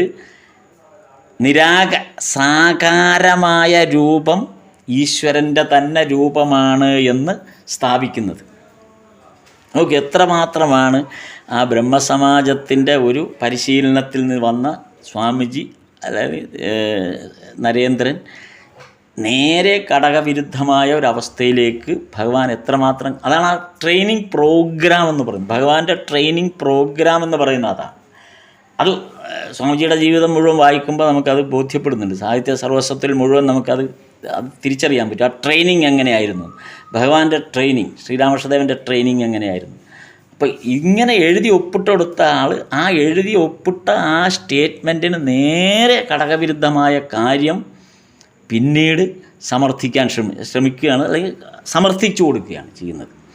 മാത്രമല്ല, ഈ നിരാകാരൻ അദ്വിതീയൻ ഈ അവസ്ഥയിൽ ഈശ്വരനെ സങ്കല്പിച്ചയാളായാണ്. അങ്ങനെ വന്ന ഒരാൾ രാഖാലിനെ നരേന്ദ്രൻ ബ്രഹ്മസമാജത്തിൽ ഒപ്പിട്ട് കൊടുത്തത് ഓർമ്മിപ്പിച്ച് ശകാരിച്ചിട്ടുമുണ്ട്. രാഖാലിനെ നരേന്ദ്രൻ പിന്നീട് ശകാരിച്ചിട്ടുണ്ട്. കാര്യം രാഖാലും നരേന്ദ്രന് മുൻപേ ബ്രഹ്മസമാജത്തിൽ ഇതേ സ്റ്റേറ്റ്മെൻറ്റ് ഒപ്പിട്ട ആളാണ്. ആ രാഖാൽ ഭഗവാന്റെ അടുത്ത് വന്ന് ആ ഭഗവാനുമായിട്ടുള്ള ആ സഖ്യത്തിലുണ്ടായ ആ രാഖാലിൻ്റെ മനോഭാവത്തെ മനസ്സിലാക്കിയ നരേന്ദ്രൻ അന്നത്തെ കാലത്ത് രാഖാലിനെ ഇതൊപ്പിട്ട് കൊടുത്ത, നമ്മൾ രണ്ടുപേരും ഇതൊക്കെ ഒപ്പിട്ട് കൊടുത്തവരാണ്, ആ കാര്യം മറക്കരുത് എന്ന് പറഞ്ഞ് രാഖാലിനെ ശകാരിച്ച ആളും കൂടിയാണ്. അതാണ് അതിനകത്തൊരു വലിയ വ്യത്യാസം. ഇത് ശാരദാനന്ദ സ്വാമികൾ അതിനെക്കുറിച്ച് ലീലാമൃതത്തിൽ വളരെ വിശദമായിട്ട് തന്നെ അതിനകത്ത് എഴുതിയിട്ടുണ്ട്. വളരെ ഭംഗിയായിട്ട് അതിനകത്ത് എഴുതിയിട്ടുണ്ട്. എങ്ങനെയാണ് രാഖാലിനെ നരേന്ദ്രൻ ഈ തരത്തിൽ ശകാരിക്കാനുണ്ടായ ആ സന്ദർഭത്തെക്കുറിച്ചൊക്കെ വളരെ അതാണ് ഈ ഭഗവാന്റെ ആ ഒരു ഇങ്ങനെയുള്ള ഒരു സാഹചര്യത്തിൽ നിന്ന് ഒരു യുവത്വത്തെ, ബംഗാളിൻ്റെ അന്നത്തെ യുവത്വത്തെ എങ്ങനെയാണ് ഈ തരത്തിൽ കൊണ്ടുവന്നത് എന്നുള്ളതൊരു വലിയ അത്ഭുതകരമായൊരു കാര്യമാണ്. നോക്കൂ, ഈ ദക്ഷിണേശ്വരത്തെ ആ മുറിയിലിരുന്നു കൊണ്ട് ഇത്രയും ഈ ബ്രഹ്മസമാജം പോലെ വളരെ കെട്ടുറപ്പോടുകൂടി വളരെ ഒരു അടിസ്ഥാന രേഖകളൊക്കെ ഉണ്ടാക്കി അങ്ങനെയുള്ളൊരു സംഘടന, ഒരു കേഡർ സ്വഭാവം എന്നൊക്കെ നമ്മൾ പറയുന്നത്, ചില സംഘടനകളെ നമ്മൾ പറയും കേഡർ സ്വഭാവമുള്ള സംഘടന. അങ്ങനെ ഒരു കേഡർ സ്വഭാവമുള്ള ഒരു സംഘമായിരുന്ന ബ്രഹ്മസമാജം. ഓരോരുത്തരും അതിനകത്ത് അനുഷ്ഠിക്കേണ്ട കാര്യങ്ങൾ എങ്ങനെയാണെന്നും അവരുടെ ജീവിതക്രമങ്ങൾ എങ്ങനെയായിരിക്കണമെന്ന് എഴുതി ഒപ്പിട്ട് കൊടുത്ത് പ്രവർത്തിക്കുന്നവർ, അതിനെതിരെ പ്രവർത്തിക്കുന്നവർക്കെതിരെ കർശനമായ നടപടികൾ സ്വീകരിക്കുന്നൊരു സംഘടന. ആ കാലത്ത് ബ്രഹ്മസമാജമല്ലാതെ മറ്റൊന്നിലേക്ക് ചാഞ്ഞു കഴിഞ്ഞാൽ ഉണ്ടാകുന്ന ഭവിഷ്യത്ത് വളരെ ഗുരുതരമായൊരവസ്ഥ ഉണ്ടാകുന്ന സമയം, വളരെ ഗുരുതരമായിരുന്നു അന്നത്തെ അവസ്ഥ. അതേക്കുറിച്ച് ബ്രഹ്മസമാജത്തിൻ്റെ അന്നത്തെ സാഹചര്യത്തെക്കുറിച്ച് ചരിത്രത്തിൽ വളരെയധികം നമ്മൾ ഇടയ്ക്കെപ്പോഴൊക്കെ ബോധ്യപ്പെടുത്തിയിട്ടുണ്ട്. അത്തരം ഒരു വലിയ ഒരു കേഡർ സ്വഭാവത്തോടു കൂടി, അധികാര സ്വഭാവത്തോടു കൂടിയുള്ള ഒരു സംഘടനയ്ക്കകത്ത് എഴുതി ഒപ്പിട്ട് കൊടുത്തിട്ട് ഭഗവാന്റെ അടുത്തേക്ക് വന്നവരാണ് പിന്നീട് ഈ ചെറുപ്പക്കാർ എന്ന് ബോധ്യപ്പെടും. നമ്മൾ ഇവിടെ ഈ 7ാം ഭാഗത്തിൽ നമ്മളത് വായിച്ചു വരുമ്പോൾ നമുക്ക് ബോധ്യപ്പെടുന്ന ഒരു ഭാഗമാണ്.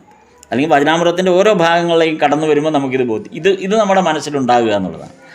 എങ്ങനെയൊക്കെയാണ് ഇവർ പ്രവർത്തിച്ചിരുന്നതെന്നും എങ്ങനെയാണ് ഇവരിൽ ആ മാറ്റം സംഭവിച്ചതെന്നും ആ മാറ്റത്തെ ഇവരെങ്ങനെയാണ് പിന്നീട് ലോകത്തോട് പറഞ്ഞത്, ഭഗവാന്റെ ആ ട്രെയിനിങ് പ്രോഗ്രാമിൽ നിന്ന് ലഭ്യമായ ആ വസ്തുതകളെ എങ്ങനെയാണ് ലോകത്തോടവർ പറഞ്ഞത്. അതൊരു അത്ഭുതകരമായൊരു ഒരു ഒരു ഒരു ട്രാൻസ്ഫർമേഷൻ, അത്ഭുതകരമായൊരു ട്രാൻസ്ഫർമേഷനാണ്. അതുകൊണ്ടാണ് ഈ വചനാമൃതം നമ്മൾ വായിച്ചു പോകുമ്പോൾ നമുക്കുള്ളിലൊരു ട്രാൻസ്ഫർമേഷൻ സംഭവിച്ചുകൊണ്ടിരിക്കുന്നത്. വചനാമൃതം വളരെ ആഴത്തിൽ മനസ്സിരുത്തി വായിച്ചു മുന്നോട്ട് പോകുന്ന ഒരു വ്യക്തിയെ സംബന്ധിച്ചിടത്തോളം ഈ ട്രാൻസ്ഫർമേഷൻ സംഭവിക്കുന്നു എന്നുള്ളതിന് ഒരു തർക്കവും ഉണ്ടായിട്ടില്ല. അതിനകത്ത് ഒരു തർക്കം പോലും ഉണ്ടായിട്ടില്ല. ഇന്ന് വരെ അതിനെതിരെ അങ്ങനൊരു തർക്കവശം ഉന്നയിക്കാൻ പോലും ആർക്കും പറ്റിയിട്ടില്ല. അത്രമാത്രം ആ വാക്കുകളുടെ ശക്തി അത്രമാത്രം ശക്തമായിരുന്നു. അത് നമ്മളെ ആവാഹിക്കുന്നൊരു ശക്തിയുണ്ട്. ഈ വചനാമൃതം നമ്മെ മൊത്തത്തിൽ ആവാഹിക്കുന്ന ഒരു വലിയ കരുത്തുണ്ട് ഇതിനകത്ത്. അത് നമുക്ക് എങ്ങനെ വന്നാലും പിന്നീട് ജീവിതത്തെ നേരിടാൻ ഇതിൽ പരം ഒരു ശക്തി നമുക്ക് വേറൊന്നും ആവശ്യമില്ല. കഴിഞ്ഞ ദിവസം ഒരു ഡോക്ടറുടെ അടുത്ത് പോയപ്പോൾ ആ ഡോക്ടർ വചനാമൃതത്തെക്കുറിച്ച് എന്നോട് സംസാരിക്കുക ചെയ്തു. അത് ഒരു മെഡിക്കൽ ടേം ഉപയോഗിച്ചാണ് ആ ഡോക്ടർ എന്നോട് സംസാരിച്ചത്. ഈ വചനാമൃതമാണ് അതിൻ്റെ ബേസ്. വചനാമൃതം പറഞ്ഞുകൊണ്ടാണ് അദ്ദേഹം എന്നോട് പറഞ്ഞത്. ഞാൻ പോയത് വളരെ പ്രായമായ വളരെയധികം പ്രായം ചെന്ന ഒരാൾ പെട്ടെന്ന് ആ പ്രായാധിക്യത്തിലെത്തിയപ്പോൾ നിശബ്ദനായിപ്പോയി, നിരാലംബനായ പോലത്തെ ഒരവസ്ഥയിലേക്ക്, അല്ലെങ്കിൽ എന്ത് ചെയ്യണമെന്നറിയാത്തൊരവസ്ഥയിലേക്ക് പോയി. അപ്പോൾ ഇതെന്താണ് ഈ ഒരു സ്റ്റേജിലേക്ക് എങ്ങനെയാണ് ഒരു മനുഷ്യൻ എന്തുകൊണ്ട് എത്തിച്ചേരുന്നു? ഇതൊക്കെ നമുക്കും ഇനി നാളെ ഇതൊക്കെ തന്നെയാണോ സംഭവിക്കുന്നുള്ളൊരു ഭയവും കൂടെ നമുക്കുണ്ട് ഇത് കേൾക്കും. കാരണം പെട്ടെന്നാണ് ആ വാർദ്ധക്യത്തിൻ്റെ ഒരു വല്ലാത്ത അവസ്ഥയിൽ നിശബ്ദനായി പോകുന്നു, ഒരു കാര്യവും ഓർമ്മ നിൽക്കുന്നില്ല.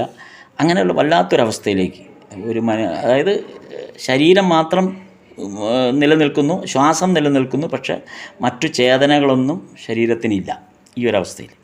അപ്പോൾ ഈ ഡോക്ടർ പറഞ്ഞ ഒരു കാര്യം ഇതാണ്. വചനാമൃതം അപ്പോൾ എന്നോടായതുകൊണ്ടാണ് വചനാമൃതം ഡോക്ടർ അത് പരിശീലിക്കുന്ന ഒരാളാണ്. വചനാമൃതം വായിക്കുന്ന ഒരാൾക്ക് ഈ അവസ്ഥ ഉണ്ടാവില്ല എന്ന് ഡോക്ടർ പറഞ്ഞു. അത് സയൻറ്റിഫിക്കലി പ്രൂവ് ചെയ്തുകൊണ്ടാണ് ഡോക്ടർ പറഞ്ഞത്. എന്തെന്ന് വെച്ചാൽ നമ്മുടെ ഈ ബ്രെയിനിലെ ഈ ചില എൻസൈംസുകളുണ്ട്, നമ്മുടെ ചിന്തകളെ കണക്ട് ചെയ്യുന്നതാണത്. ഇതിനൊരു പേര് പറഞ്ഞു ഡോക്ടർ, അതിനകത്തൊരു വാക്ക് പറഞ്ഞു. അത് അത്തരം ഒരു ഘടകങ്ങൾ നമ്മുടെ ഈ ബ്രെയിനിലുണ്ട്. ഈ ബ്രെയിനിൽ ഇത് കണക്റ്റ് ചെയ്യുന്നത് കൊണ്ടാണ് നമ്മൾ എവിടെയാണ് നിൽക്കുന്നതെന്നും നമ്മൾ എന്താണ് ചിന്തിക്കുന്നതെന്നും നമുക്ക് ബോധ്യമുണ്ടാകുന്നത് ഈ ബ്രെയിനിലെ ഈ കണക്ഷനാണ്. വചനാമൃത പരിശീലനം, വായനാ പരിശീലനത്തിലൂടെ നമുക്ക് ലഭിക്കുന്നത് ഈ ബ്രെയിൻ പവർ നിലനിർത്താൻ പറ്റും. ഏത് പ്രായത്തിനും ഈ ബ്രെയിൻ പവർ നിലനിർത്താൻ പറ്റും. അങ്ങനെ നിലനിർത്തുന്ന ഒരാളെ സംബന്ധിച്ചിടത്തോളം ഈ വ്യക്തിക്കുണ്ടായ പോലുള്ള ഇത് അൽഷിമേഴ്സിൻ്റെ വേറൊരു ഘടനയാണ് എന്ന് പറയുമെങ്കിൽ പോലും ഇത്തരം അവസ്ഥ ഒരിക്കലും ഉണ്ടാവുകയില്ല എന്ന് ഡോക്ടർ എന്നോട് പറഞ്ഞു. ഇത് വചനാമൃതത്തെ ബേസ് ചെയ്ത് പറഞ്ഞതാണ്.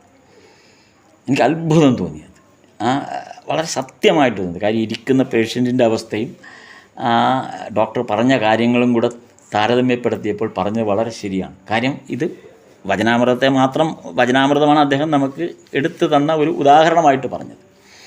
അപ്പോൾ ഈ വായന നമ്മളെ എത്രമാത്രമാണ് നവീകരിക്കുന്നത്, നമ്മുടെ ഈ ബ്രെയിനിനെ എത്രമാത്രം ശക്തിപ്പെടുത്തുന്നു എന്നുള്ളതിന് യാതൊരു സംശയവുമില്ല എന്നാണ് ഡോക്ടർ പറഞ്ഞത്. അതിൻ്റെ കാരണം ഭഗവാൻ പറയുന്ന ഈ കാര്യങ്ങളെ നമ്മൾ മനനം ചെയ്യുമ്പോൾ ബ്രെയിൻ വർക്ക് ചെയ്തുകൊണ്ടിരിക്കും.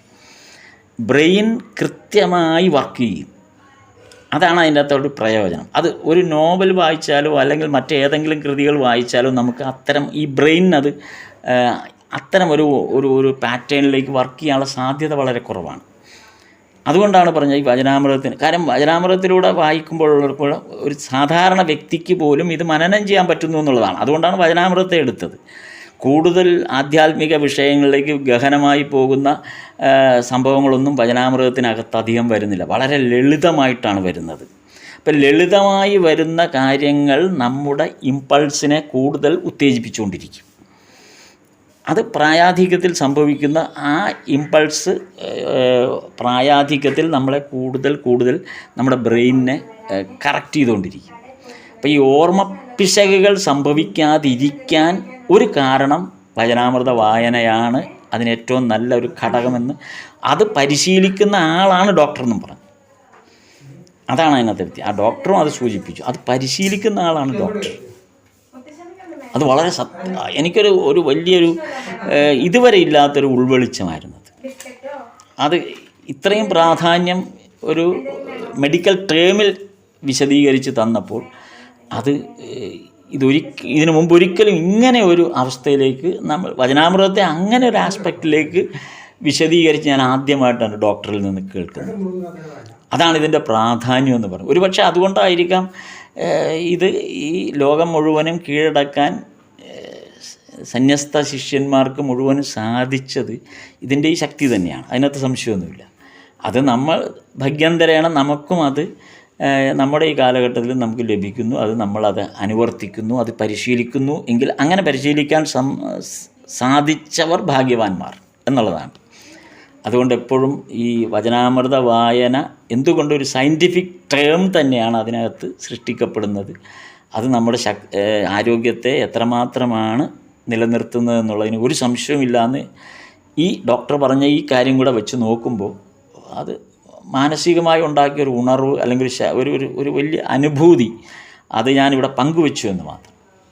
ഏതായാലും സമയത്തിനായി നമുക്ക് ഇനി 8ാം ഭാഗത്തേക്കാണ് ഇനി വചനാമൃതത്തിൻ്റെ 8ാം ഭാഗമാണ് അടുത്ത ദിവസം നമുക്കിനി അത് വിശകലനം ചെയ്യാം.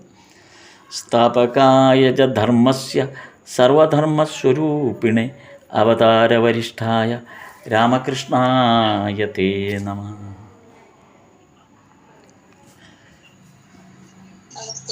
നമസ്തേ.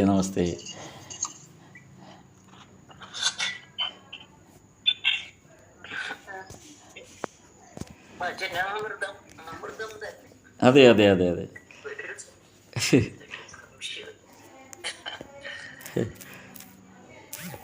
ഓം ശ്രീ ശാരദാദേവി നമഃ.